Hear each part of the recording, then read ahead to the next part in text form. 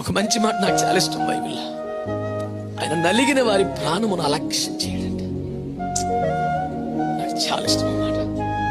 అన్యాయంగా నిందలు, అవమానాలు, వేదనలు, బాధలు, పోరాటాలు నలిగిపోయావు చూడు. నీకు ఇంకే స్పెషల్ క్వాలిటీ అక్కర్లేదు బిడ్డ. నీ నలిగిన నీ జీవితమే దేవుని నిర్లక్ష్యం చేయలేడు. ఆయన స్వభావం అది కాదు. లైట్ తీసుకెళ్ళాడు, పక్క నుంచి బైపాస్ అయ్యి వెళ్ళిపోయి నలిగిపోతున్నావుగా. నిద్ర లేని రాత్రులు గడిపావుగా.